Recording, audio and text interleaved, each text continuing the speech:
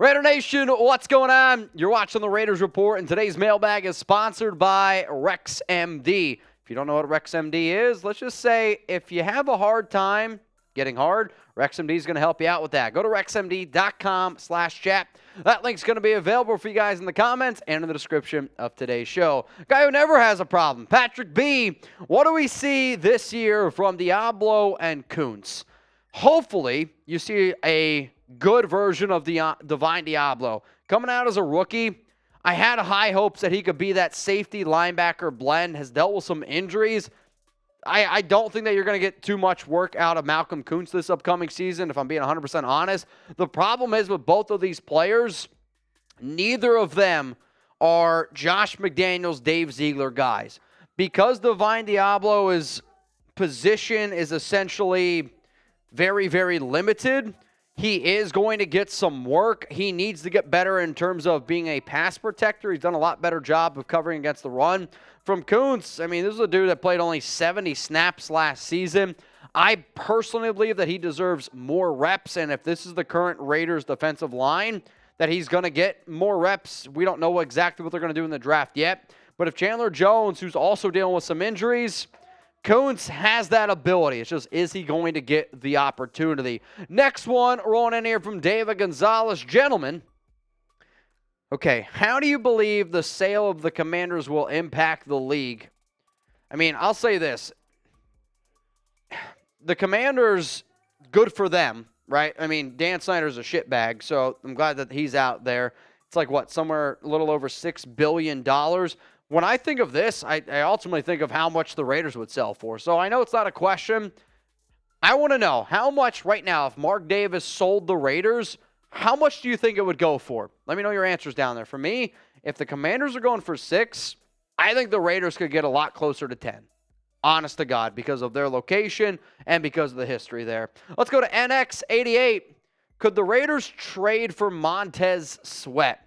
I do think that Sweat is actually a player that could potentially be on the board. And then if I'm the Raiders, like most realistic option to me, where the Commanders are at pick 16. The Raiders are at 7. If Washington wanted to trade up with Las Vegas to go up and get a quarterback, and they didn't want to give up as much draft capital, if the Commanders offered me 16 Montez Sweat and a first-round pick in next year's draft on top of, I don't know, you throw in another second-rounder in next year's draft, I'd be kind of on board for that because I do think he's a hell of a player. What do you think, though? Should the Raiders trade for edge Montez Sweat? Give me a T. Give me a P for pass. If you're just like, no, we're just going to go out and get him outright, you better be ready to give up some draft cap because he is one of the better edge rushers in the NFL. Let's go to Alex. What's up, brother? Would they consider drafting Calijah Cancey? Would they consider it? Absolutely. The problem is, where exactly does he go? He's not necessarily a player that I believe deserves to go in the top 10. If he's available at 38, sign me the hell up. I love him. He's a great defensive tackle. In terms of my overall favorite prospect, he was the guy that I mentioned as my overall favorite prospect months ago because in mock drafts, you were able to get him in the 3rd round. He's worked with Patrick Graham at the Senior Bowl. He's my 3rd-ranked defensive tackle. He's actually probably my 2nd-ranked defensive tackle, right ahead of Brian Bresee. Now, if you guys don't already know, our sponsor, RexMD, I need you to listen up right now. Go to rexmd.com/chat. I'm going to tell you why all the males out there, maybe even some females, need to listen up. Fellas, do you sometimes lack confidence in the bedroom? We've all had those nights where we get too nervous or maybe had too much to drink. There's nothing worse than not being able to put the stick shift into drive when you need it the most. But have no fear, RexMD is here, spreading cheer even when you've had too many beers. RexMD is FDA approved and the most trusted leader in men's telehealth. They have sponsored the Raiders Report to help you always be prepared. RexMD has made it simple, easy, and cost-effective to help all men out there last longer and feel more confident in the bedroom. RexMD makes getting generic and branded Viagra or Cialis easy. Everything's online, even the prescription, and they deliver it discreetly to your door. No waiting rooms, no embarrassing trips to the doctor, no insurance, and no co-pays. Take advantage of their best deal they have ever offered and save up to 90% off and only pay $2 per dosage with our exclusive link. Go to rexmd.com/chat for this limited time deal. Starter packs of generic Viagra or Cialis are now available for our listeners to get started. That's rexmd.com/chat for up to 90% off. Also, for a lot of people out there that maybe don't have a hard time getting hard, if you do plan on working out, one of the other great parts of having that extra testosterone is, guess what? Helps you out in the gym because, from what I understand, I'm not quite there yet. But the older you get, the harder it is to make testosterone, and testosterone sometimes you need to get into shape. So if you're also trying to get into shape, it's a great product. So go put in a good lift and then, go lift up something else. Your girl, I don't know. RexMD.com/chat. Let's go to Brian Dar, 365. Raiders, one of our OG watchers here on the show. We got Martin. Everybody spam Martin. What are you most afraid of that McDaniels and Ziegler will do in the draft? Honest to God, the thing that I'm most afraid of is the Raiders trade away all of their draft capital either this year or next year for a quarterback that I don't think is worth trading it for. Like, McDaniels and Ziegler trade all the way up to number 2 and take like Tanner McKee. I don't know. They take a Hendon Hooker. They take somebody that I don't believe is even kind of worth it. That is my biggest fear. They're not only making a bad pick, but they're also giving up our future. Let's go to Robert Jansen, trade back. Go most all D this draft, giggity. We improved offense a bit, #RexMD. Give rookie D draft class a year, then toss in the kitchen sink next year's draft for Maye or Williams.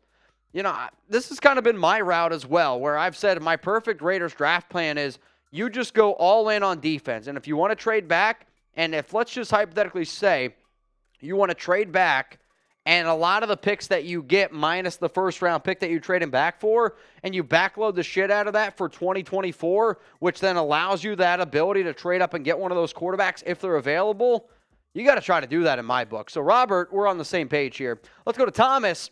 Watch your show all the time. You guys do great work. Cheers to you. We need to get a starter at all 3 levels of the defense from this year's draft. You're right. You need a defensive tackle, you need a linebacker, and you need a corner. All 3 levels. It's luckily is a very deep class in terms of those 3 positions. Defensive tackle gets a little bit weaker the later you go, but cornerback, you got to get, and I mean you got to take a corner in my book with one of your first 3 picks. And I hope that the Raiders end up doing it. Let's go to Travis. Which late-round quarterback is the most likely to be drafted? It's a good question. I mean, when I hear late-round quarterback, I think day 3. So round 4, 5, 6, and 7. With that being said, if I were to put my money down, probably going to go with Aidan O'Connell out of Purdue. He's got a top 30 visit. The Raiders, I know for a long time, have liked him. They've been scouting him. And if you were to ask me which quarterback is the most likely, that the silver and black take, probably going to go with Aidan O'Connell out of Purdue in terms of being a late-round guy. Now, if you haven't already hit that subscribe button, make sure you do. We got Raiders right tackle Jermaine Illuminor. He's going to be joining the Raiders Report on Friday, April 21st. We usually do happy hour. It might be a little bit different because we got a Raiders player on.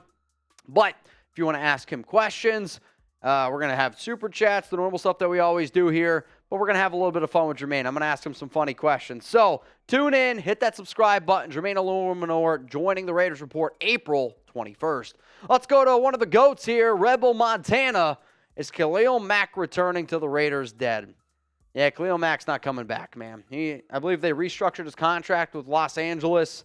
Sounds like he's going to be a Charger, which it is what it is. Khalil Mack to the Raiders, very unlikely. Vincenzo, I heard the Raiders have a top 30 visit with Eastern Kentucky tight end Dakota Allen. Thoughts? I don't know if they have a top 30 visit with him. At least I haven't seen that one come across yet. I'll have to do a little bit of more homework. I am recording this on Thursday. They could have met with him at the Combine. They also could have met with him in general, like via Skype or whatnot. The top 30 visits are a little bit different. From what I understand, a top 30 visit with Dakota Allen has not happened. Let's go to Jack Stance, Patrick Queen or Devin White. Patrick Queen, it's not close. I will continue to say that Devin White is one of the most overrated linebackers in the NFL. There's a report that came out on Thursday that apparently he's looking for 18 to 20 mil. I'll tell you this right now. I don't offer Devin White half of that. Like $9 to $10 million per year that would be my max. Like, people want to look at tackles. He's a good tackler. He's arguably the worst coverage linebacker in the NFL.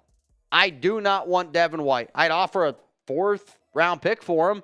Baltimore ain't going to do that. Somebody needs to really send Devin White a real reality check. But who's the better player? Do you think it's Patrick Queen, or do you think it's Devin White? Type PQ for Queen, type DW for Devin White.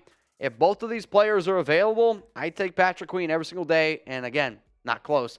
Let's go to Die Hard Raider Fan 365. Mitch, what's the odds of the Raiders of trading back and waiting until next year to get a quarterback in the first round? I mean, you're asking for it's a one just win, baby. Is it a 0% chance? No. Is it very likely? Also, no, the way that odds work. Would I be happy with this, though? Yes. Yes, I would. Now, if you don't already know, you should check out Super Thanks. For those of you that can't necessarily join our live show, Super Thanks is basically a super chat for non-live video. So here's how you do it. You can donate outside of the live shows. Click the thanks icon. We obviously appreciate everyone. And if you do, guess what? Give you a shout out. Like Wrong Way. Thanks from Wrong Way. How about Raiders drafting best defensive player at 3? No. You do not trade up unless it's for a quarterback. If you're trading up for anybody outside of a quarterback, that also might be one of the dumbest things I would see people do. Let's go to Breezy. Thanks for always keeping us up to date with the latest news on the black and silver and black. I kind of messed it up. It's boot time at the TNBC Raider event this weekend. So for those of you that are watching this mailbag, I actually don't 100% know exactly when this is going to go out. But no matter what, Chugs and I, this Saturday, April 15th, we're going to be hanging out with the nation. It's a TNBC event. Over 100 of Raider fans there. It's going to be a hell of a time. And if I missed any of your questions on today's mailbag, remember, you can always hit me up on Instagram. You can always hit me up on Twitter. I'm at MitchellRents365, just trying to keep you guys in the loop. Also, when I get free time, I'm going to be real with y'all. It's mainly when I'm dropping a number 2 or I'm taking Chuck on a walk. I'll scroll through, look at some messages, and I'll be able to interact with you guys. Appreciate everyone who tuned in to today's mailbag. And friendly reminder, we go live every Tuesday, Thursday, and Fridays here on the Raiders Report.